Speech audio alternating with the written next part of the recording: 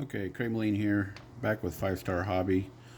Back here in the garage, going to work on the sensor board, part 2. So I got the motor. In the first video, we talked about the motor on the sensor board itself. One of the ones was 59, the other one were 23 and 22. I think the other ones were.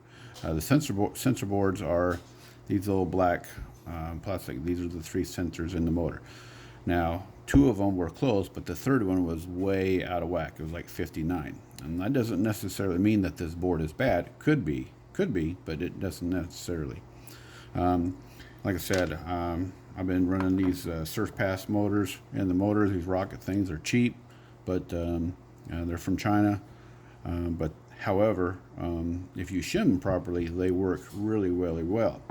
Now, for the normal person, if you went and run this motor the way it was at 59, 22, and 23, all this motor is going to do is just going to get super hot, and not going to run very good, not going to run very efficient, not going to perform very well, and probably going to burn it up. And it doesn't matter if it's a 3.5, 10.5, or 17.5 or whatever. It doesn't really matter. For my old school racers, I don't know, you remember this? This is my old Team Novak speed control wrench. Kind of shows you how old I am. Anyway, so these 3 things were the sensor boards. Now, when I put the rotor in here, and this is the way it was when I took it out of the box, out of the motor, you can see the distance between the sensor board and the rotor right here is quite a bit. Okay, and that's way too much. What I like to do is I got a piece of Lex on here that's 0.08. So some motors like to have 0.08 distance between the rotor and the sensor, and some motors like 0.50. Now these are just pieces of Lexan, nothing too fancy, and just measuring the gap between the sensor boards. So what I do is I'm going to take that off, and I'm going to take these washers, and basically what I'll do is I'll take these off of this side, and I will put them on the other side so that my spacing is still the same in the motor.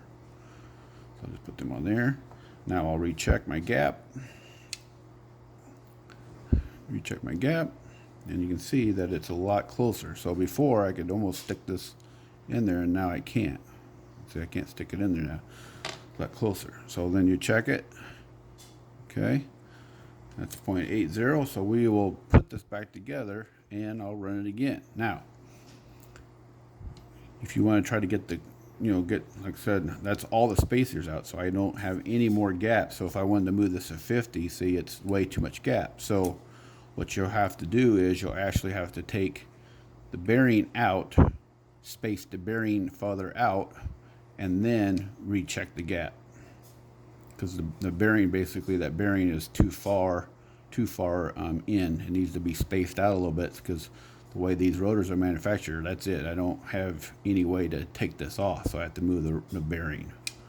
So I will try that first, and I'll rerun it, and we'll do a little part 3 on sensor boards. So thanks. See you in a little bit.